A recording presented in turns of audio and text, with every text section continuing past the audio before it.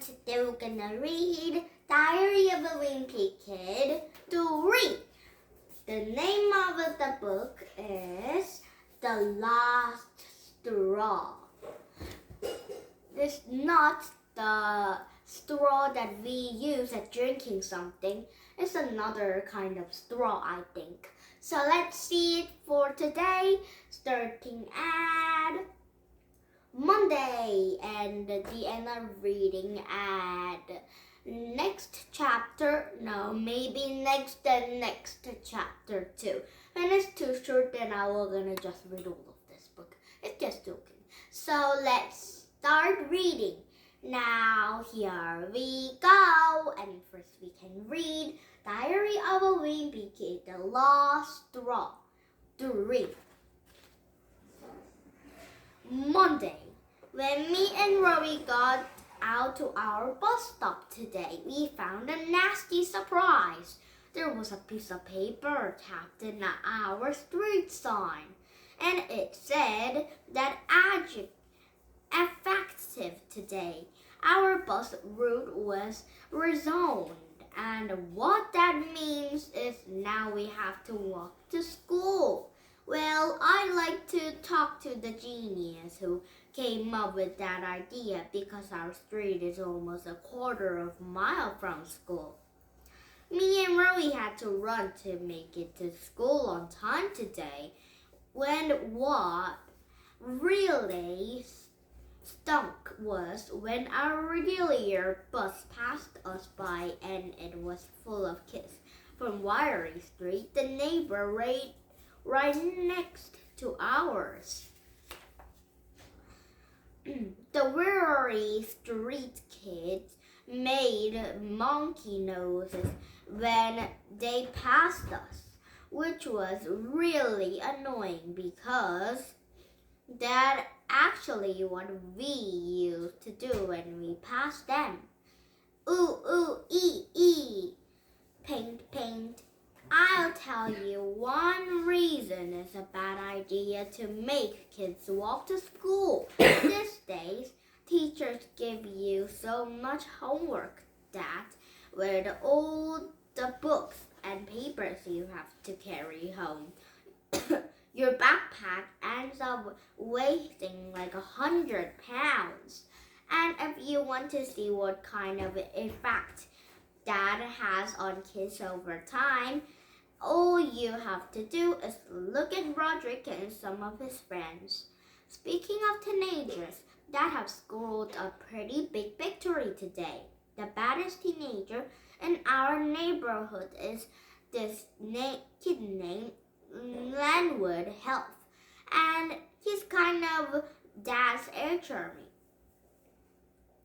Dad had probably called the cops in the Landwood have about 50 times. Dagnap, you rotten teenagers. I guess Landwood parents got sick of his act because they sent him off to a military academy. And do you think that would have made Dad pretty happy? But I don't think he'll be satisfied until every teenager on the planet,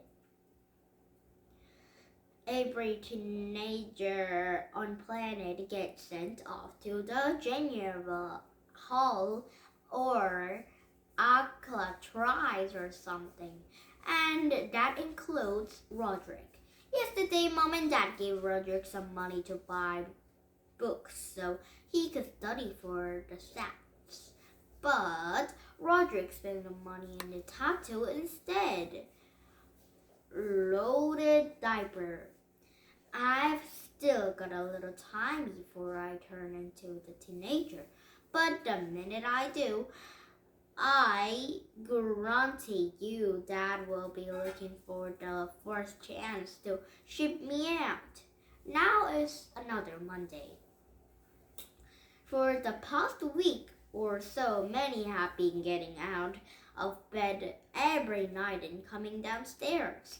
Instead of putting him right back to bed, Mom lets Manny sit with us watching TV.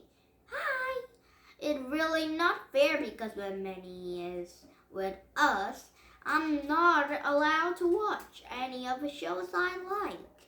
All I can say is when I was a kid, there weren't any of this getting out of bed stuff. I did it once or twice, but Dad put a stop to it real quick. There was a book Dad used to read to me every night called The Giving Tree. It was a really good book, but the back of it had a picture of the author and the guy named Shel Silverstein. I read The Giving Tree in Korean and in English too. It is a story about some giving tree and some guy named Shrivel Silverstone, and that guy have chopped the tree because he needed. Now the giving tree have give all of their that giving trees bodies. So that story names the giving tree. So I think that book relies for the good people like giving tree, but don't give all of your things to some guy for helping. So let's see. Oh yes, let's keep reading. But Jewel Silverstein looks more like a bugilier or a pirate than a guy who should be writing books for kids. Dad must have known. That picture kind of flirted me out because one night after I got out of bed, Dad said, "If you get out of bed again tonight, you'll probably run into a Shel Silverstein in the hallway." Dad really did the trick. Ever since then, I still don't get out of bed at night, even if I really need to use a bathroom. I don't think Mom and Dad read any Shel Silverstein books, which probably explains to why he keeps getting up after they put him to bed. I've heard some of the stories Mom and Dad read to Minnie, and let me just say that people who write these books really have a racket going. First of all, they're hardly any words in them, so I'm sure there only takes about 5 seconds to write one. Silly bear yawning, silly bear said. Silly bear sleeping, silly bear glad. The end.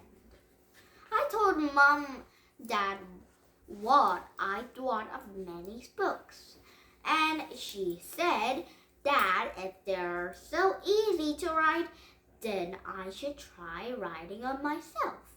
So that actually what I did. Trust me, it wasn't hard either. All you have to do is make up a character with a snappy name and then make sure the character learns a lesson at the end of a book.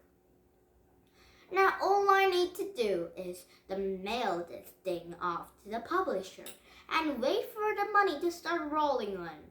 Wise Up, Mr. Sharp Sharp by Greg Hafley. Once upon a time there was this man named Mr. Sharp Sharp who thought all these crazy thoughts. I don't know much, but I do know one thing. Polar bears are some useless animals. One day, Mr. Sharp Sharp took a ride in his car. Here I go! But then, oops!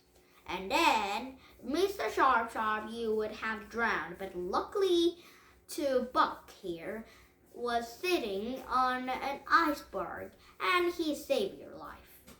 And so, before I said that polar bears are some useless animals, but now I can say that not every polar bear is useless after all.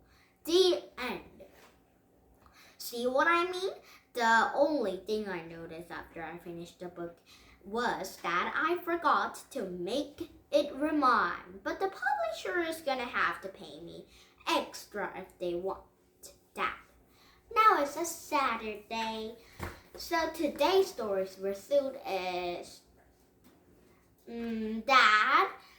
Dad, Wimpy Kid, Raggedy Halfler have made some stories and how to make that story is just make the character and make the character name a little bit silly, and then in the end it just need to make that the character learn something. So I need to make some books about that too. I know more at Scrabbly too. So let's see this story for tomorrow. Starting at Saturday, Diary of Wimpy Kid 3. So let's see the story for tomorrow. And please thumbs up my YouTube. And bye-bye, everyone.